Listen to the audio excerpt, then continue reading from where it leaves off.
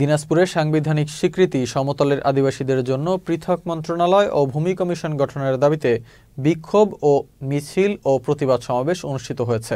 বুধবার শহরের প্রধান সড়কে বিক্ষোভ মিছিল ও প্রেস ক্লাবের সামনে প্রতিবাদ সমাবেশ হয়েছে। এ সময় অন্তর্বর্তীকালীন সরকারের সমতলের আদিবাসীদের নিরাপত্তার জন্য দাবি জানানো হয়। এছাড়া সাঁওতাল বিদ্রোহের মহানায়ক সিধু কানুর ভাস্কর্য পুনর্নির্মাণ ও সারা দেশে আদিবাসীদের ঘরবাড়িতে লুটপাট, জমি দখল ও অগ্নিসংযোগ বন্ধের দাবিও জানান তারা।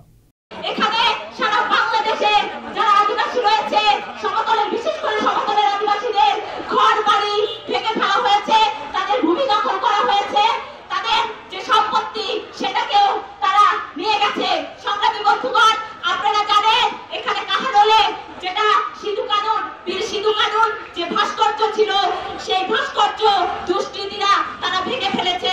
আমরা আজকের এই সমাবেশ থেকে বলতে চাই, অতি দ্রুত এই সিধু কানুর যে ভাস্কর্য